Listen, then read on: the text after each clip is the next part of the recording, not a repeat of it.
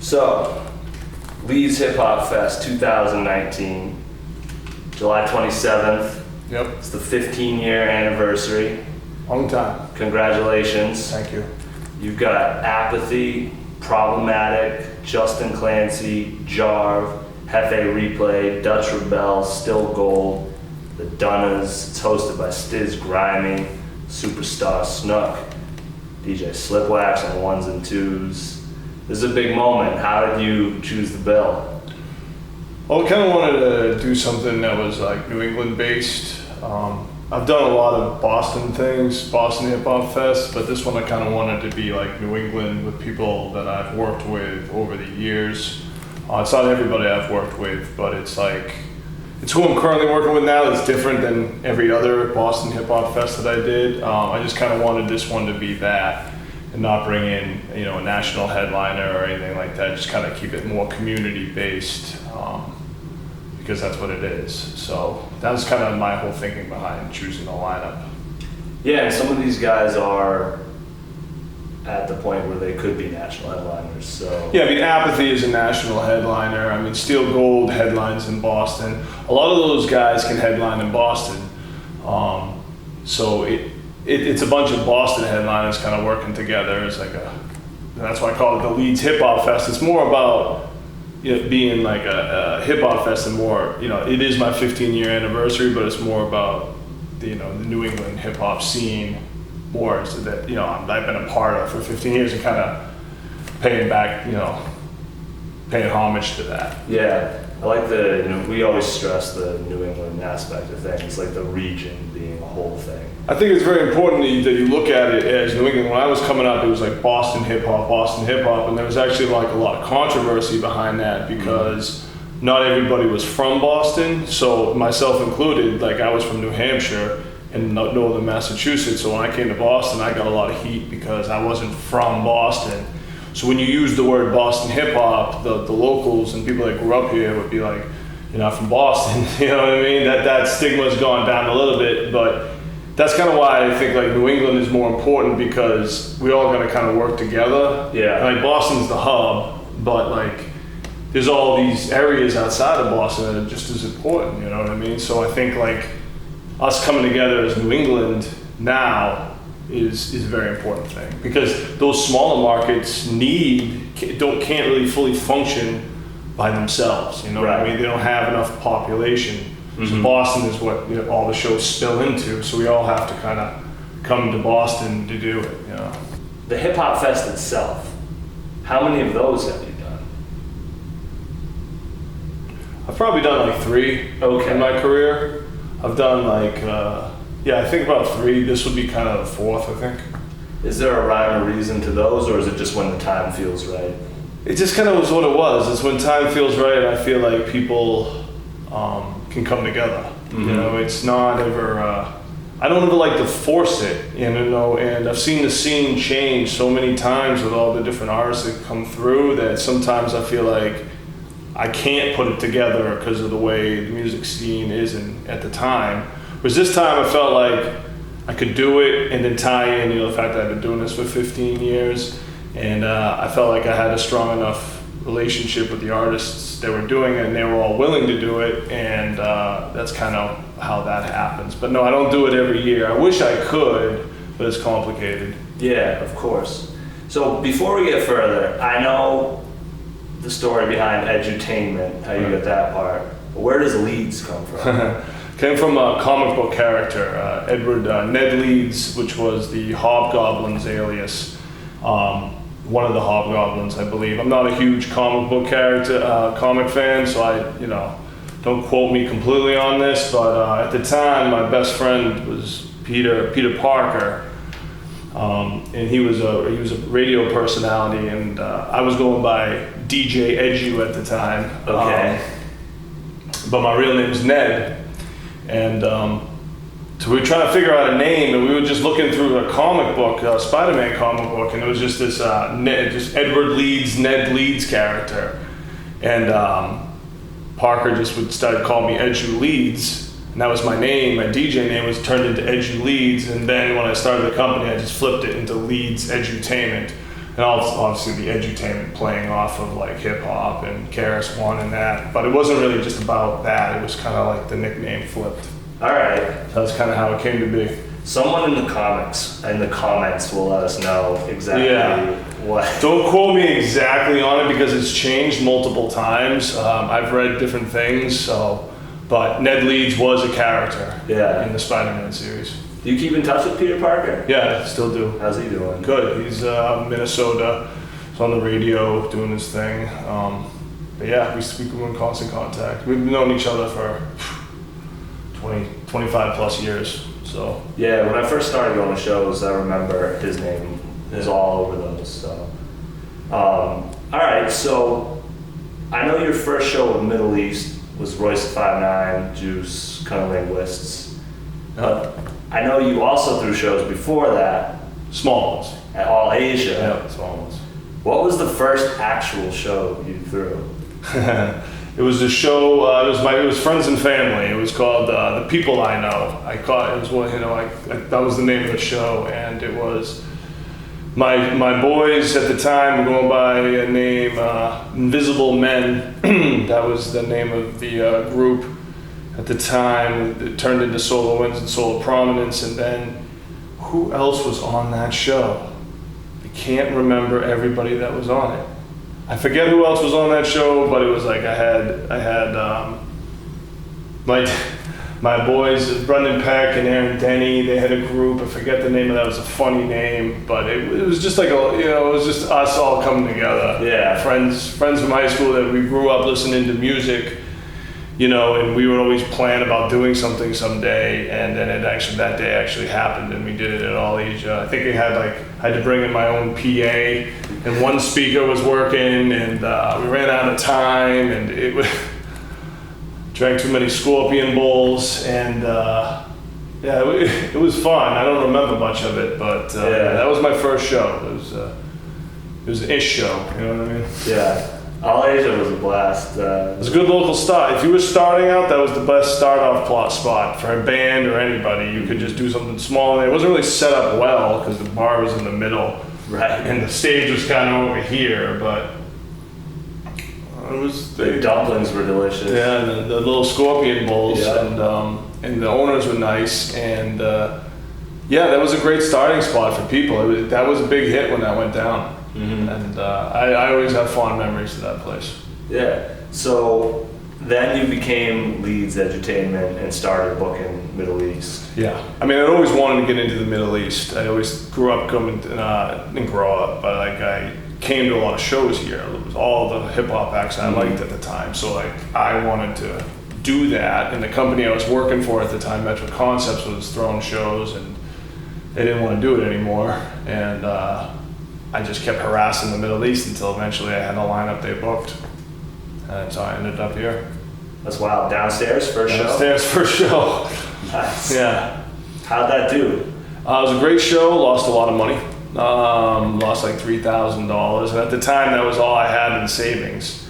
And I realized why people didn't want to do it.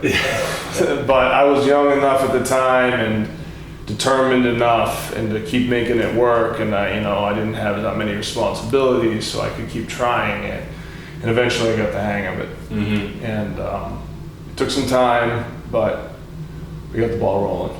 Yeah, I feel like a big part of this business is patience, persistence, things like that. Were you ever close to packing it in? Many times. I mean, being a promoter is an extremely stressful occupation. Mm-hmm. In the heat of the moment, in a show, when things aren't going correctly, I mean, that is stressful. And then there's money on the line, there's pressure from that. There's alcohol, people drinking, getting drunk. I mean, artists, you're dealing with a lot of moving parts that most people probably wouldn't be able to handle. I had a background that that kind of prepared me for that. So I was able to deal with it, and I was really determined to make it work. And I really loved hip hop music, so that's where I felt I fit in. But the stress it deters a lot of people from doing it. Yeah. Especially on a bigger level. What kept you going? like I said, I had passion for it. I had passion for the music. I felt this is where I belonged. So it just kind of, and I just, I was like, I can just get over this hump. You know what I mean? Like this particular obstacle, let me learn from this and get over that and go on to the next, and so it was just kind of like a learning process, and I just knew it was going to be bumpy, and eventually I just kind of stayed on course. Yeah. I didn't stray off. I just, it was turbulent, but I stayed because I just figured persistence was the key. Mm-hmm. That's the one thing I had learned, is just stay doing it. So you figured it out pretty much as you went? Pretty much, yeah. I didn't, I worked for Metro Concepts, but at the time, when it really started, a couple years into promoting shows, Metro was done. Like they had decided to move on to other things. Yeah. So I really at that point didn't have any guidance, mm-hmm. except the Middle East, and their booking agents, and that was pretty much it. And you were bringing in, it's not like you were getting pulled on to promote shows, you were also curating them. Yeah, as well. pretty much. I was doing the whole thing. I was booking them, curating them, putting the money up, and promoting them. The whole thing, mm-hmm. Which is a lot of work. Yeah. And you also remember back then there was no social media, so a lot of it was, flyers on the street. So that could get that was grueling sometimes, being out in the snow and out in the rain and out and all that stuff. So it was difficult. Yeah. We also had 88.9 back then, that helped out a lot. We had the Phoenix at the time, they would write up about stuff, that helped out a lot. So there was other things as well, mm-hmm. but not everything got that attention. Yeah. A lot of it was word of mouth. And did you find, so you said the first one, it was a great show, but you lost a ton. Did you find that were you bringing music that people weren't necessarily ready for yet? Like maybe they didn't want it. Did you have to build a demand for it as well, or it was more like about reaching those people? Well, I was doing pretty much underground hip hop at the time, mm-hmm. booking those shows in the early 2000s. So this is like around 2004. So from like 99 till 2003, it was the underground hip hop scene they were doing tons of those shows in mm-hmm. the Middle East. That's how I knew it could be done. So it wasn't like I was reinventing the wheel. The problem was it declined, and the local scene at that time went on to bigger, better things or stopped. Okay. So it was like a rebranding of that. It was a new generation coming as locals into the scene, and the old ones, the older cats, they were moved on nationally or moved out or stopped. So it was kind of new when it came to the local scene, but the national artists, they were more like had been around, and they were either going up or going down as far as fan bases go, and you didn't really know. Yeah. So some shows that you thought were big, the fan base went down, you know what I mean? And then some shows started climbing. So it was a mixture of a lot of different things in the early 2000s. Yeah. Of what was working and what wasn't. I do believe that I, as a fan, thought it was way bigger than it actually was. Okay. And I had to learn the hard way that it was not as big as I thought it was, because I was such a fan. Yeah. So that was the harsh reality that I think any promoter who's a fan has to learn. Yeah. You're like, this is incredible. Like, yeah. This is gonna but suck. half the amount of people show up, and you're like, wow, maybe this isn't as big as I thought it was. So that was scary to see. Mm-hmm. That was scary to see. How do you stay calibrated? How do you keep on the pulse of that? Was that just a sense you had to develop over time? Well, I think back then I was pretty much on the pulse of it because that was the music I listened to. Mm-hmm. You know what I mean? I think I was very aware of underground hip hop. I knew who was doing what. I was studying that stuff from being a DJ and putting out mixtapes. I knew everybody. Okay. But when the music trends started to change and I wasn't listening to the newer stuff, then that got a little difficult. Mm-hmm. And then I had to keep people. I always kept a smart bunch around me, people that I could talk to. They'd be like, "What do you think of this act? Are you a fan?" And this and that. And I kept good good team around me that knew I knew who to ask about what act. Okay. And I still do that to this day in all genres of music. You know, I have to. There's people that specialize in certain genres because music now is like hip hop is like to so much different sections and different types of fan bases. It's not just one style like it was when I was listening to it. It was like one style, and then the style switched to this style. But like now it's like, you know, alternative, underground, mainstream, trap. You know, it's just like commercial. You know, it's just, there's so many different pockets. So it's like some people might be more educated in one pocket than another. So it's like I have to I got to keep them all around. Yeah, that definitely affects openers as well, because I remember, sounds like you started throwing shows like around the time I started going to shows in Boston. When was that? Probably like 05. Okay, yeah. So I remember like you could have act and lift on every opening act for hip hop at that time, and they would fit in with it. You could have a Slane, you could have people like that, but now you need a different local guy for every flavor, which I think we have in Boston, which is We got amazing. plenty.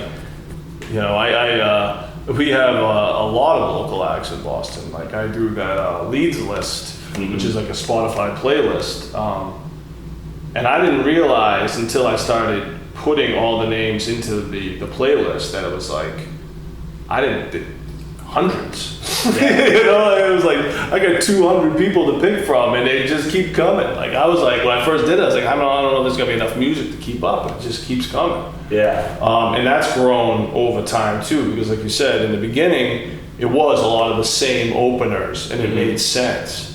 Nowadays, it doesn't make sense. You know, you can't put acrobatic opening up for, you know, Don Q. It's not going to work. Right. You know, or vice versa. Like, it's not going to, you know, you have to have different style artists work because it's not going to be beneficial to the show. Right.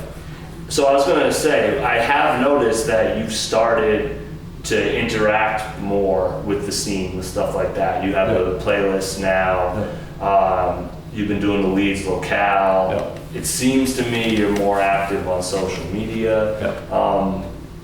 What inspired that, and what have you learned since you started doing that? You know, one day I've been doing all these national shows, and you know, I've been doing this for 15 years, and one day I was like, you know, I just felt like I wasn't doing enough, you know, for the local scene. I had made it all about like the headliner and making money and doing everything as a business. And I was like, this isn't really benefiting the local scene at all anymore. And I had to like really think about like, what can I do that's going to be more beneficial, and where do I fit in more? You know what I mean? Because I'm like, I'm an independent promoter. I'm not really a national guy. I'm doing national shows, but I'm not really that guy. I'm not a corporate guy, you know what I mean? And I'm at the Middle East, you know, which is a local spot. So I'm like, you know, I've created this Leedz platform over the last 15 years. And the social media numbers are good. They're not like through the roof, but they're good. They're good enough. They're good that any new artist could benefit from me promoting their stuff. So I was like, why don't I try this? Because I didn't have enough content. It's just pushing national shows. I didn't want to depend on having a show to post something. Right. So I was like, let me take this machine that I built up, and let me use this for everybody else in the community to benefit off of. So I just started, and as being a DJ by nature, I always would dig for new music, right? So that was like a common thing I did. Yeah. So I was like, why don't I just apply that skill to the local scene and promote the music I think is good and what they're doing and everything that I've been doing nationally. Why don't I just make this down as a local thing, because that's not really being done right now either. I mean, you guys are great, but you know, there's tons of other people doing it, but I was like, how can I help? You know what I mean? How can I help with this? It's gonna take more than one person. Absolutely. You know what I mean? We're all gonna need to work together. Yeah. So I was like, let me support you. Yep. Let me support other companies, you know, and other promoters doing things. Like, it's not just even a Leedz only thing. I just was like, let me get everybody in the community and promote their stuff if I think it's good or they're doing the right thing. And it's not even really if I think it's good. If they're like, working hard and pushing. Yeah, that's interesting what you said about making it all about money versus the scene, because I find that's a really difficult balance between doing what you love and then can the scene even support that? Yeah, that was the thing I did in the beginning. I think in the beginning, I was so financially insecure that it dictated all my decisions. Yeah. As so many of us fall victim to. Right. And it's like Set up. I had to do the shows are so risky, and until you've actually thrown one with your own money, it's hard to understand. But I had PTSD, I think, from losing so much money that on shows that I didn't have any other income. Yeah. Like, this is all I was a promoter. So to me, it was like, I have to do what financially makes sense to pay my bills. Yes. So I'm gonna do that. It wasn't always the best move creatively and for the best of the show. It was what was best financially. Right. And so often we fall victim to that. Yeah. So over the last year or so, I had gotten, the GM job at the Middle East. I had secured myself a little better financially with the other job. That Leedz wasn't just my full income. Right. So then I was able to be, okay, how do I get the scene more involved? Yeah. And I started taking the curating more serious and started to help the others. And to me, this has been the most rewarding thing. It's always really what I wanted to do, but I felt I couldn't do. Yeah. Because I was so driven financially. What was the best move? And that was just kind of like the hustler business side of me was just dominating, and it basically wore me down. Yeah. That was tough. But I like what we're doing now. I'm glad to hear that. I'm really glad to hear that. And congrats on the job as well. Another job that's not very easy, I'll tell you. Yeah. Why did you choose all these hard jobs? I don't know, man. I loved music. You know what I mean? To me, music was, I had a difficult childhood, and music was what I went to. Now, hip hop just came out at that time, so that became my thing. Mm-hmm. But it was other music too, you know what I mean? I grew up listening to everything. Yeah. So to me, that was just medicine. You know what I mean? I couldn't, I always needed music, whatever I was doing, from a child. It was if I was gonna go clean the house, I would listen to music. I would do chores, listen to music. I was driving in my car, listening to music. If I was drinking and smoking weed, I needed music. It was everything. So to me, it was the music business is hard. Yeah. It's hard to make a full-time living. It's not easy. Some people have it easy. I'd say most don't that I've met. It's not something that a lot of people just can't do it, you know? So why I was driven to it, I had a very good work ethic that was given to me at an early age. I was able to just break through with it, but nowadays I'm probably looking for a little easier job. The next job I get, less stress, you know what I mean? I think I paid my dues. Yeah. So at what point did you start to feel comfortable? Financially?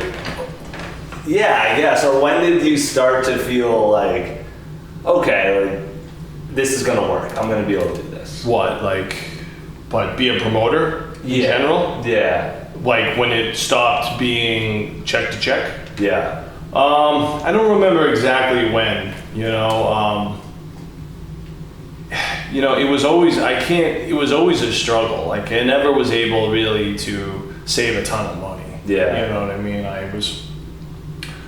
I think really when I realized, I think when I was able to save more money and take it more serious is probably when I got sober in 2010. Okay. 2009. Congrats on that too. Thank you. the day I got sober, I had no money in my bank account. Mm-hmm. You know what I mean? And I realized that, if I don't change, I'm going down fast. And I think from that point, when the partying stopped, I was able to get more secure over time. And I got a job here at the Middle East, not the GM job, a booking agent job, and that made me a little more secure. And it's been waves. In business, it's waves. So you don't really,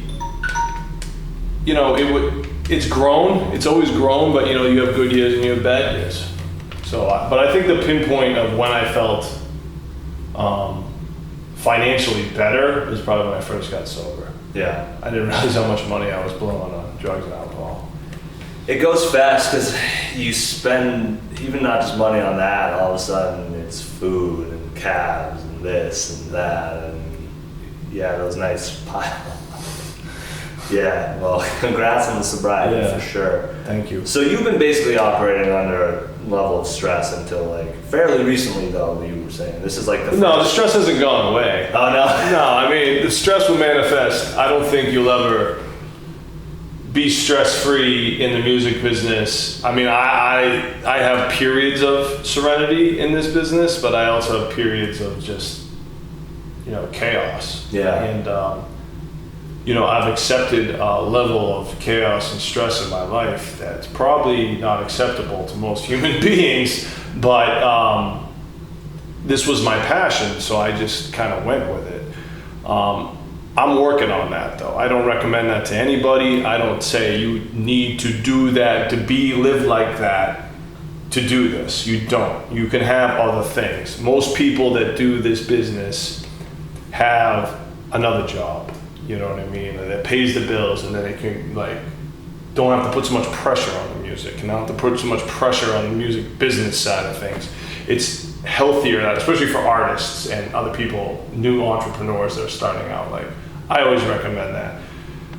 Put your finances first, you know what I mean? Give yourself a baseline so you don't have to stress so much. Because some people just say, I'm gonna quit my job and I'm gonna get in the music business. That is a dangerous thing to do.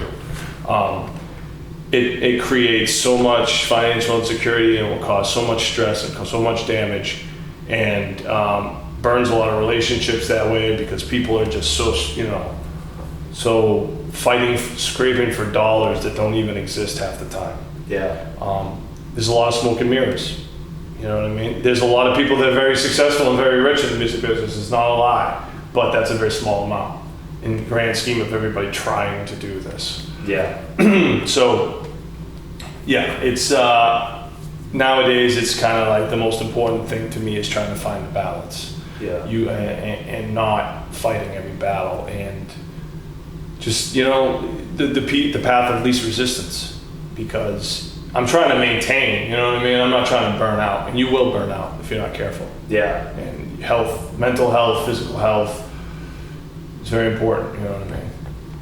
Oh yeah, I'll just some days just shut it down. I'm no, Yeah. I'm gonna, water my garden today. That's I'll great. deal with my phone tomorrow. That's great. If you don't do it, man. Yeah.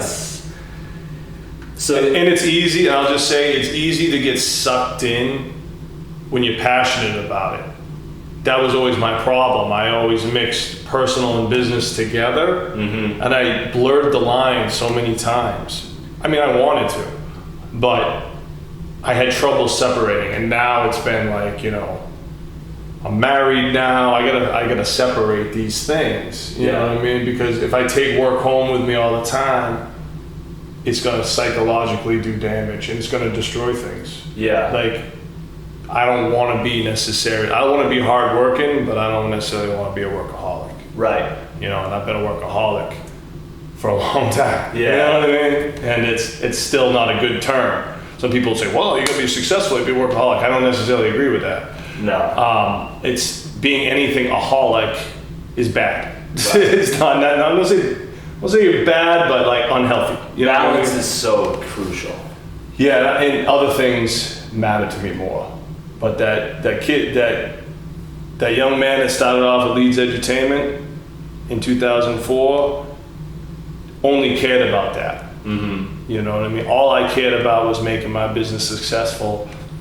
I made the mistake of being too competitive. You know what I mean? Like that was one, I will say this, like the Boston scene, music scene seems to have not as bad anymore, but the one mistake that my generation made was we were too competitive with each other.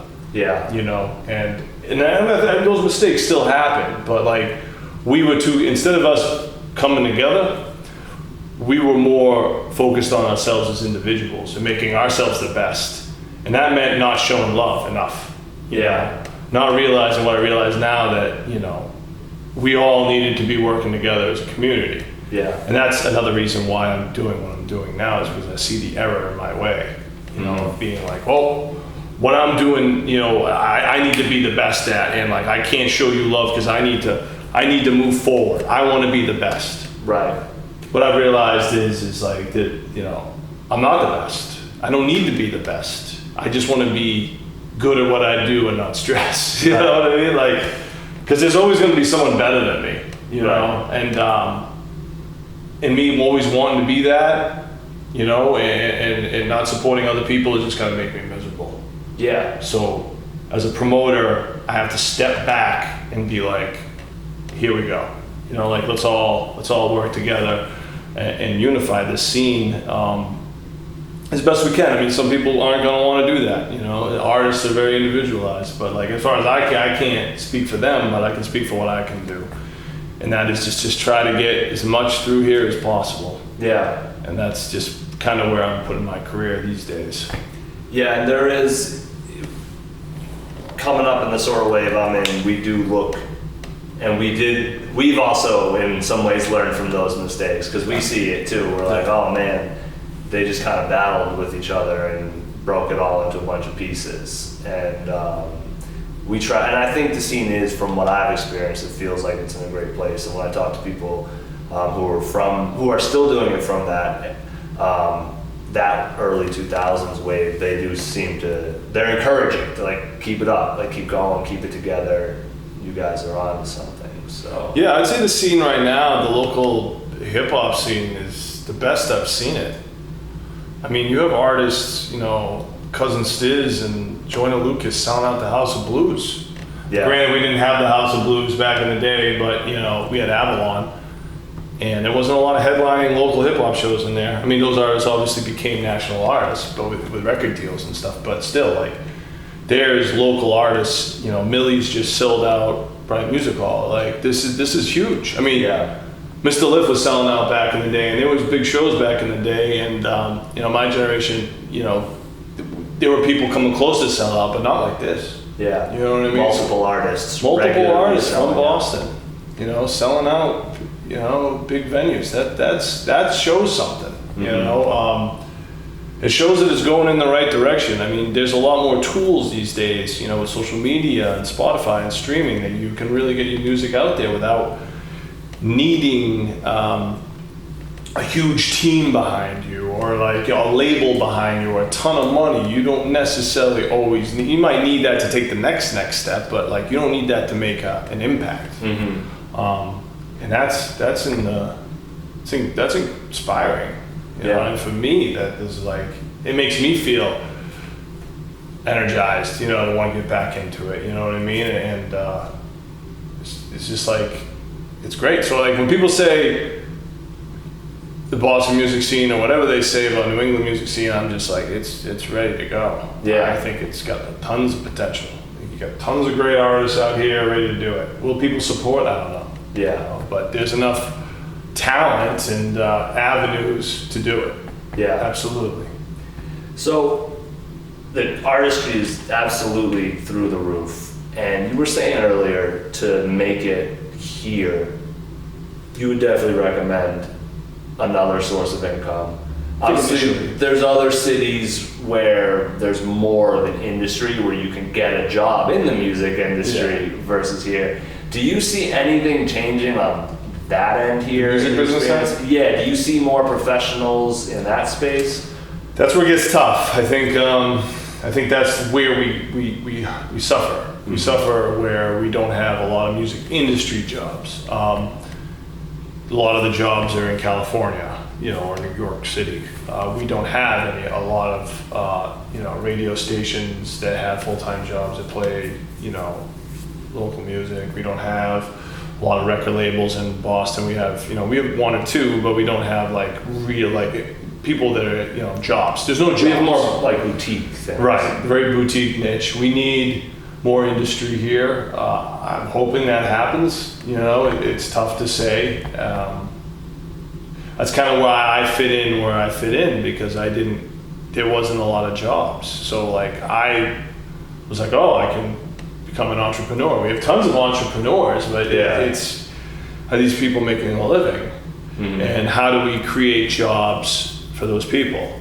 That's really the step as well. There's probably a lot of managers out there, but I don't know how much money they're making. Your artist has really got to be cooking to make a full-time wage. Yeah. So there's a lot of potential, but the infrastructure hasn't really got set up yet. But that'd be great to see. Yeah. Are you dealing with more managers, or do you still deal with a lot of artists directly? I deal with tons of managers. I deal with artists that have 5 managers. Okay. I prefer a manager, to be honest. It's just easier sometimes. I deal with all types. I deal with a lot of artists that don't have managers. I deal with artists that have managers. Yeah. If you're an artist, you should have a good team behind you. Mm-hmm. Because it's tough to do everything yourself. You got social media, business moves, making the music, studio, promotion. There's tons of.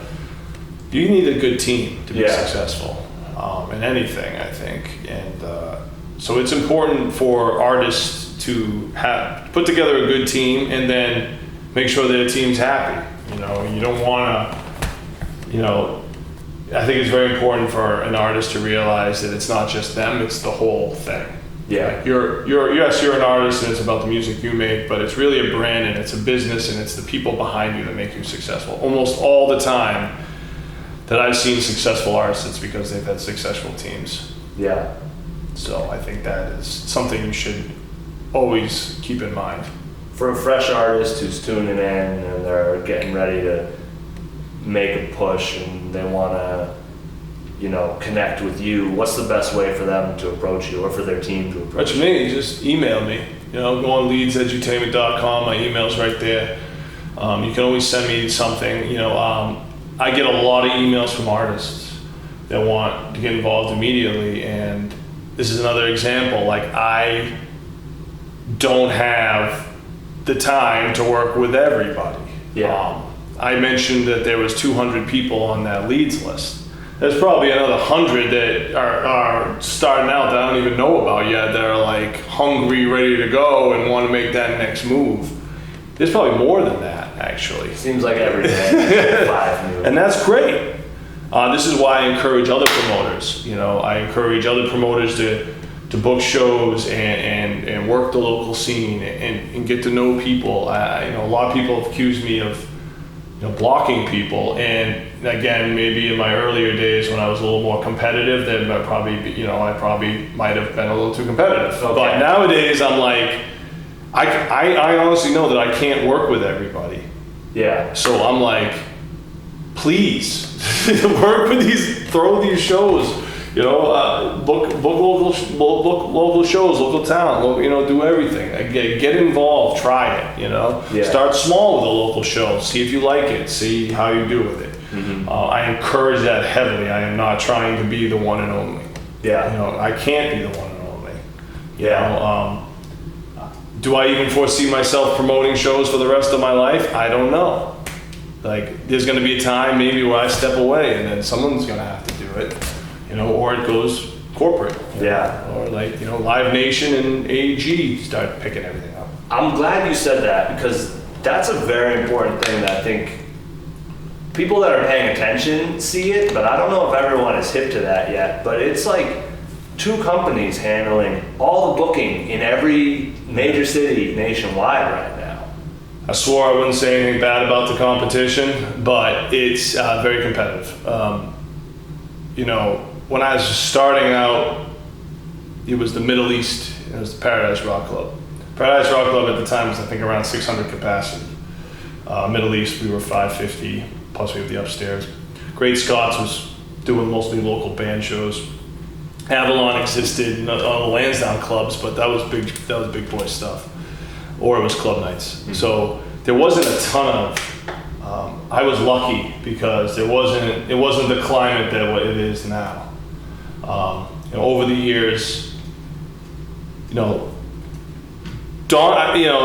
Nation has taken over, you know what I mean? And Don Law helped build it. I mean, what am I gonna say? A guy who's been around longer than me, he's done tons of shows, and he's built this music scene in a way and structured it to a corporate thing with Live Nation involved. Like that existed before I did, but it's tough to go against. Yeah. Very tough to go against. And then, what you saw over the last 5-7 years, I don't know exactly when it started, but you saw the Bowery come in, which then merged with AEG, which is a national corporation. So now you have AEG/Bowery, and you have Live Nation, and they're buying venues, and it's a national thing where the business plan is based on a national corporate thing. So it's not really, you can lose money in certain markets as long as the whole business is profitable for market share. So it's made it very competitive on us. Here at the Middle East, and we still survive. We still throw shows, but I've been blessed because I had created such a good brand with hip hop shows that I had built relationships that allowed me to book hip hop shows here. And so people choose to work with me just because of the history of hip hop shows at the Middle East.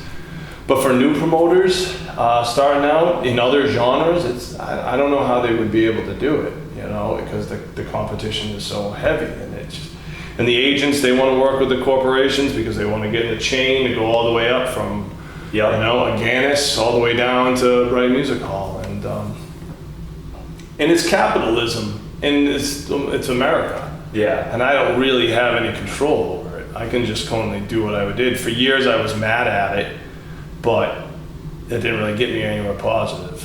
Yeah. But there's nothing I can do about it, But that's the climate. That's the climate, is the independent promoters and venues are, I think, a dying breed. Yeah, Boston still has, as far as I've researched, more than a lot of cities. So that's something we do have going for us. But you're right, once you can buy a venue, how do you even, compete? It's a tough business model, period. Yeah. It's not easy, That's why I think the Middle East, I'm grateful for the Middle East being an independent venue that gave me and many people a start and allowed me to do shows here where I can't go to Live Nation and throw a show, or Paradise or any of those venues. I can't really go to AEG and throw shows. I mean, I have done a few with the Bowery back in the day, but I can't grow. Yeah. So that's frustrating. And that used to drive me crazy. But now I've just kind of accepted where it is. And it's fine. It's fine, and that's why this whole thing about working with the local community is important to me, because I can see what happens on a corporate level. Yeah. And it's scary. And I just think we just need to be more focused on us locally and what we're doing. Because they do not care about us. I mean, there's some of the guys that work there, they're not some of them came up as promoters. I don't mean the individuals, I just mean a corporation like that. At the end of the day, it's numbers. Yeah, they're booking national talent, big boy stuff, and even on a small level, they used to not even care about it, like the 500 caps. But now it's just they're competitive now with the AEG, so everyone's involved from the ground up. Yeah. Which usually used to be the independent guys would get the early stages, like the early 200 to 500 cap shows. They leave that for us, but now they've bought in venues that size. So now we're competed against. Yeah. It's an opportunity. I guess you have to look at it as best as you can It's tough. It's definitely not easy. No. Very hard. So, before we wrap it up, I do want to talk about a couple things. Yeah. If we can because do you know how many shows you've thrown? I have no idea. A lot. It's got to be thousands. Is right. Thousands. What is, if you can narrow it down, what is the craziest show you've booked? Like on a, I can't believe this is happening type of level. Craziest, like I booked the show looking like what do you exactly want to know by crazy? I guess we could do both versions of it. We could be the one where for you it was like an out of body experience, like holy shit, I brought This this is the best show. Yeah. Okay. That one first. That Sure, theory. yeah. I'd say DJ Premier versus Pete Rock. That first battle. That was just. I mean, that was bucket list stuff. I mean, those were my two favorite producers growing up. You know, like Leedz Entertainment does not exist if Gangstar was not a group. You know, and you know the songs that Premier produced, I would have probably stopped listening to hip hop a long time ago. Yeah. You know, and obviously Pete Rock and everything he's done. So to see those guys together, that was like, wow, I actually, you know, when you grow up listening, pretty much, you know, worshiping this type of music almost, it's like, to find out that you're doing it is like, sometimes it's surreal. Like, it's like, wow, this is actually happening. And like, this is amazing. That was a great show. It was like 110 degrees down there. The AC broke. I actually just posted about it. It was so hot and it was just like drenched. Everybody left drenched, but it was, I think anyone that was there was like, this is the greatest thing I've seen. Yeah. I mean, because that was a good one. Oh my Lord, this is happening. You know, it's tough. It's until you see the list in front of you. Let me ask it a different way. What is the craziest in terms of, Chaos. wow, that was insane, I might not be able to book another show? Like with this artist? Yeah, just chaos. Like what was the wildest? One of the craziest experiences I had was Jim Jones instigated a riot on stage for whatever reason. And the whole club just started fighting with each other.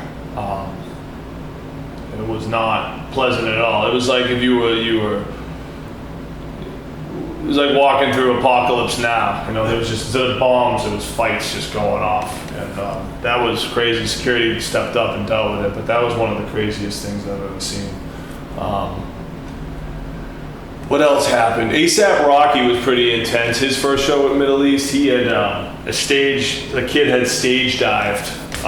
They were just slam, you know, moshing and all that stuff, and the intensity during that was just like absolutely insane. ASAP Ferg, they were stage diving. I was catching people on stage, throwing them back in. You know, stuff like that was when you have that type of an energy. You know, Mortal Technique in his stuff he was just saying between songs, just like completely wowed everybody. You know, KRS-One brought a cop on stage, and that was crazy. You know, we did Scarface, and DMX just randomly showed up, was in the area, showed up and came through and performed with Scarface live in front of everybody. The Middle East. Yeah. You know, these moments, you know, being backstage with, you know, Inspector Deck and Master Killa, you know, smoking blunts and having them ready to go on stage and warming up and going out. And, you know, these are crazy moments, and there's tons other ones too. Yeah. Bone Thugs and Harmony. So many. Lupe Fiasco. There's just so many. Before he blew up, Kendrick Lamar performing in front of 200 people. No one knows who he really is yet. Yeah. Playing in the Middle East, you know, and there's so many. I mean, I could probably talk about that for like an hour, but there's so many of those moments that I've had that, I mean, wow. Yeah. You know, if I stopped tomorrow, I'd have all that to remember. Yeah. You know, and you know, I'm lucky for that. I put together a T-shirt that I'll have at the show. It has like most of the big artists that I work with. Yeah. All listed. That's Machine Gun Kelly. You know, I mean, Machine Gun Kelly in the upstairs, Logic in the upstairs. Energy was crazy. Yeah. You know, I mean, that was great about the Middle East and doing the beginning stuff is you get them early. And then sometimes you get the legends after the fact, and it's just like those early shows though. It's like wow. Yeah. Looking back, Wiz Khalifa downstairs with Yellow Wolf. No one really knew what Yellow Wolf at the time.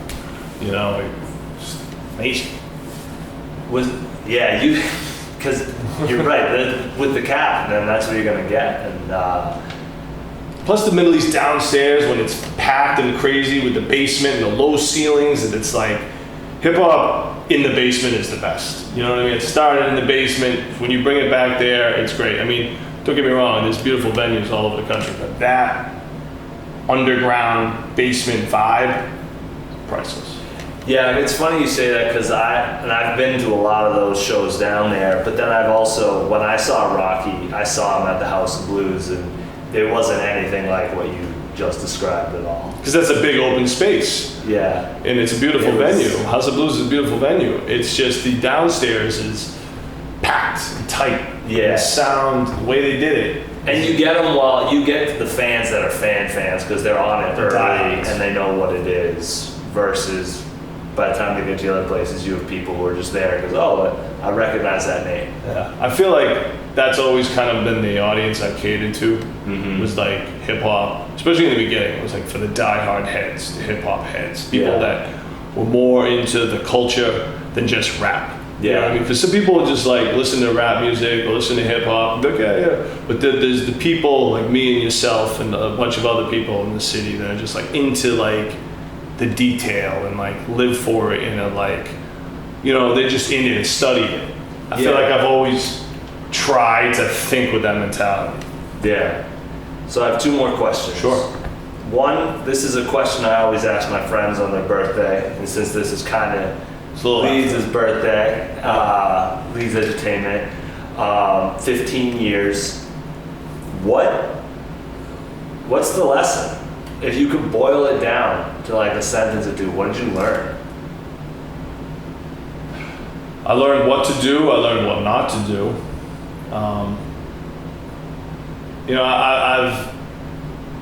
What's the lesson I can say? You know, wow, on the spot, asked to think that way. I think the lesson is really, you know, follow your, go hard on what you do. If you're gonna do it, go hard. Mm-hmm. I always told myself, you know, I'm gonna do this. I'm gonna do it 110%. If I fail at 110%, I can live with that. But if I do it half-ass or I don't try, I won't be able to live with that. Mm-hmm. So I would say, if you're gonna do this, give it all you got. And if you fail, it's okay. But don't do it half-ass. Go all the way. All right. That's the lesson. All right. And then the other question, what does live free or die mean to you? Means you're from New Hampshire. Being someone who lived in New Hampshire, for 15 years, live free or die. You know, that means, to me, that just means no one can control me. Mm-hmm. You know what I mean? I don't want to be controlled by anything. And that's kind of what I mean. I think as human beings, we're all trying to avoid being controlled. And I think New Hampshire is extra. Live free or die is caters to that. I mean, we all want freedom. We all want to do our own thing. So I mean, yeah, that's what I think. All right. No, thank you very much for Thanks for having me. discussing this and opening up about everything. Yeah. July 27th, Oh, Leeds yeah. Hip Hop Fest, Yep. 2019, 15-year anniversary. Once again, Apathy, Problematic, Justin Clancy, Jarve, Hefe Replay, Dutch Rebel, Still Gold, The Dunners, Stiz Grammy, Superstar Snook, DJ Slipwax, Middle East Downstairs. We out. Thank you.